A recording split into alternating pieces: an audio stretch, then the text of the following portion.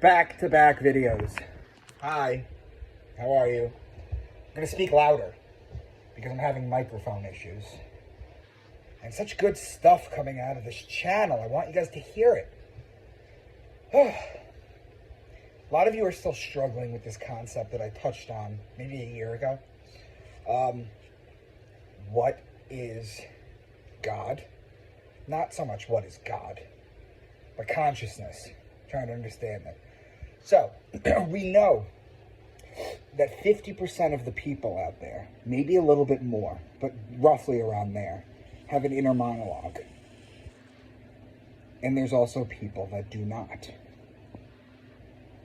Well, let's talk about the people that do have an inner monologue. Well, what is it?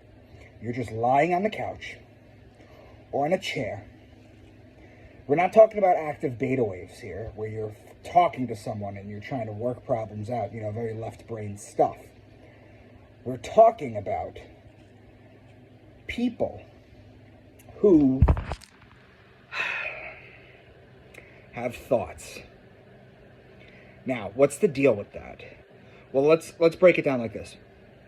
It's not that complicated to understand, but you have to grasp it. See, you get a thought in your head, and you think it's yours.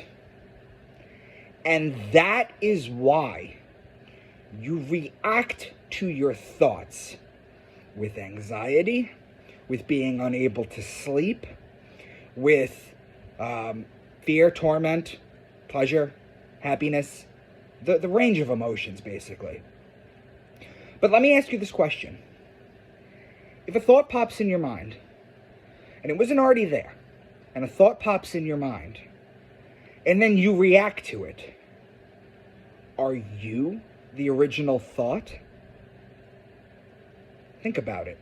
If you're reacting to something that's inside your mind, that comes into your mind, how can you be both the genesis of that thought and the reactor? You can't. See, what happens is, we're all plugged in through the pineal gland to the higher source. We get a stream of consciousness. Most of the time, and I say most of the time because sometimes people get epiphanies, that's what they are, and downloads, that's what they are. Where a brand new idea that comes out of nowhere comes in, right? But for the most part, you're sitting there reacting to something that pops into your mind. So you should know that you are not your thoughts.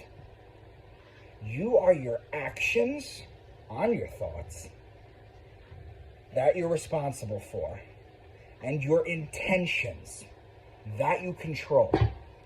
The thoughts are not yours. That is consciousness streaming.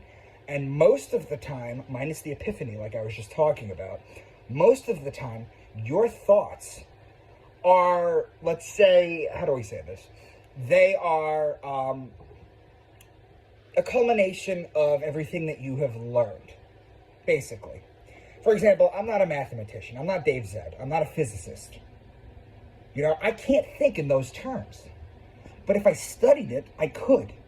See, everything that I've put into my mind, that I've read, that I've learned, I can think about, or I can understand. But you have to understand is when you're just lying there, and you have a thought pop into your mind at night, and you can't sleep, and you get worried about it, you're reacting to consciousness. You are not, see, a lot of people get, I'm going to say the word unstable, even though that's not the correct word, but people get all flustered because of the things that pop into their mind. You need to observe them, like a white butterfly flapping its wings and then going out of sight. You observe it, you move on. And here's the secret to life. For people who are constantly stuck in the same mental loop of the same problems, who are constantly thinking about the same stuff, or generating thoughts about the same type of stuff that bothers them, and they can't seem to break free of the cycle, depression, anxiety, things of that nature. The funny thing is, when you learn this, and you learn to just observe your thoughts and let them go, it's funny how it works this way. that when you're not emotionally attached to what pops into your mind, it doesn't stay there very long. The truth is that we save ourselves. We have complete control over this. But like I said, when you're just lying there and you start getting those bad thoughts, or you start thinking about all the negative things you did back in the past, and then you mentally react to that. You're reacting to that. It's a conversation. Your thoughts are not you.